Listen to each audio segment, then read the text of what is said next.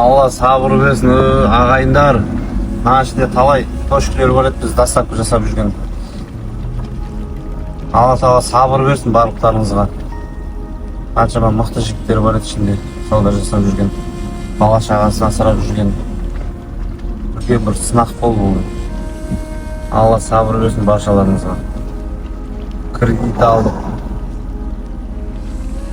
хабар алып, ақша алып істеп жүрген талай көз таныс жігіттер, тәтелеріміз, әпкелеріміз бар еді. Сабыр берсін баршаңызға.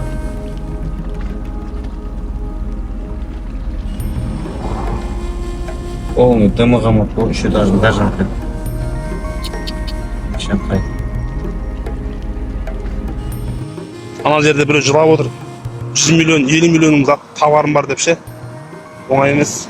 Қарапайым халықтың заты өртеніп жатыр. Тұдғамады.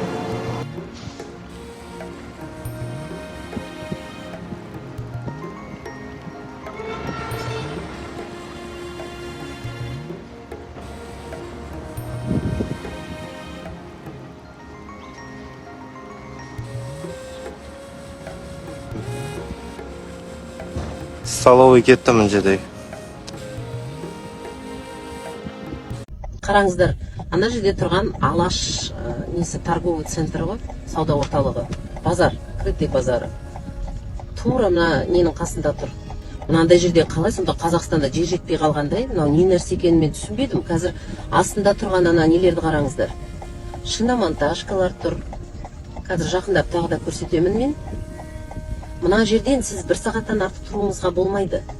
Енді жаман айтпай жақсы жоқ. Бір күні бірдеңе болатын болса, мен сіздерге айтайын. Мынаның әртүрлі жағдайлар болады ғой. Найзағай түседі, тағы бірдеңе дегендей.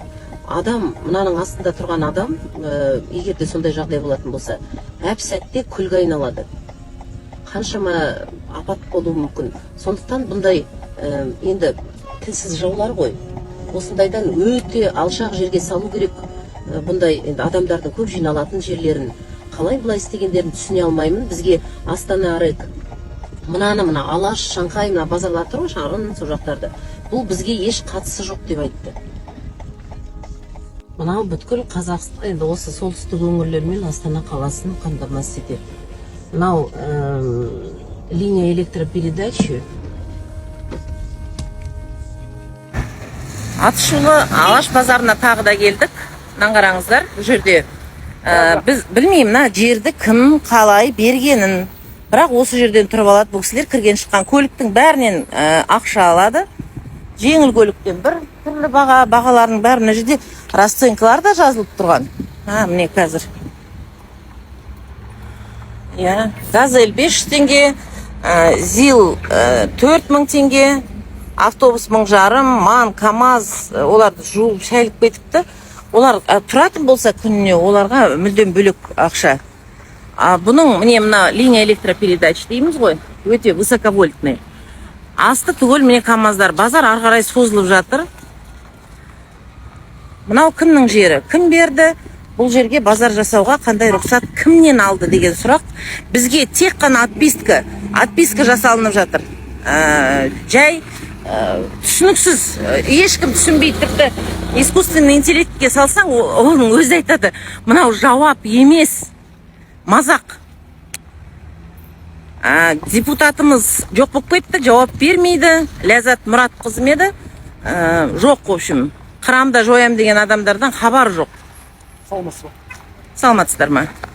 Сол сіздер қай канал едіңіздер? QR News ақпараттық агенттігіне шақырып, бүгін мен енді білмеймін, бұл кісілерден бірдеңе шықпаса.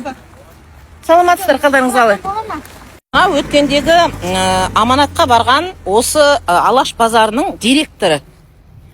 Жаңағы Қыдырбаевтың орнына осы кісі директор. Бетін жауып, мен түсіріп жүреді, әйтеуір. Мен мобилограф керек жоқ маған. Осы кісі мобилограф. Қырамда жоям деп барған болатын, қазір жақсы болды. Қолдарына энергонадзор ұстатып кетеді. Ұстай алмай жүреді, жақсы болды. Мені түсіріп тұрсыз, ресми түрде қазір бір жерге шығарып көріңіз осыдан. Жоқ, не қылып тұр энергонадзор? Кім еді? Жүріңіз. Міне мыналар, өкіметтің жеріне тұрып алып былай. мынау кімнің жері, не қылып тұрсың, шаруа жоқ, мені келіп қорқытады еще. Міне құзырлы органдардың жұмыстарының жасалмауының салдары деп айтуға болады. Әбден бассыздық, бұларға бастықтар айтады, келе ма итпен айдап шығыңдар. Мен бүгінше екі әйелді жалдап қойыпты. Мына кісі аздай, енді тағы екі әйелді жалдап қойыпты. Жол бойынша не істеп жатыр?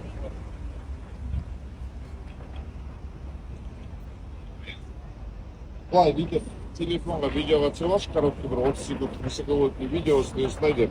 Жоқ, сендер ана түбіне дейін түсірсеңіздер, ар жақ толып КамАЗға толтырып тастаған. Орталық маған звондап жібересіз ба? Осы номерға? Мынау мемлекеттік нысан. Көліктердің ішінде газбен жүрген көліктер бар. Біреу жарылатын болса, мына жерде өткендегі алаш шарын өртенді ғой. Былтыр мен айттым, шарын өртенеді, таратканет. Мына жерде де көрдің бе, салбырап тұр барлығы. Әрең. Сен қарамасаң, мен қарамасам, кім қарайды қайтшы? Ай, рациям берсей. Бәбір. Нана ар жағына баратын болсақ, ана не, уже экологияға да сендер составлять етесіңдер, мына жерге үлкен штраф салсын. Міне мынау Шарын базары. Шарын базарының жұмыс жасап жатқанына енді қолдан қолға өтіп, мен осы Астанаға келгелі біліп отырмын, білемін. Содан бері қарай мына жерде бір модернизация деген жоқ қой, бір жаңалық деген адамдардың жағдайына, жақсы болуына ешқандай не жоқ. Жақсылық жасалынбаған удобство. Мына қараңыздар. Кіресің, ақша. Қазір мен төлемеймін.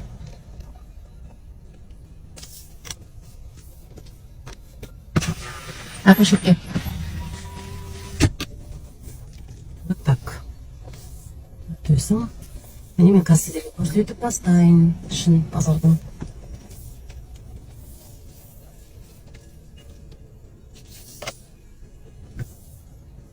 Ана күннің көзінде тұрған напиток қызады. Пластикпен екеуін қосқан кезде арасында қоспасынан шығатын ол адам ағзасына өте зиян. Не асфальт жоқ мына жерде. Но қазір күн не қой, құрғақ қой, ал жауын жауатын болса мына жерде деген масқара болады. Былай қарай жүрейік. Хасен. Міне, мыналар былай тұруына мүлдем дұрыс емес, былай тұруға болмайды.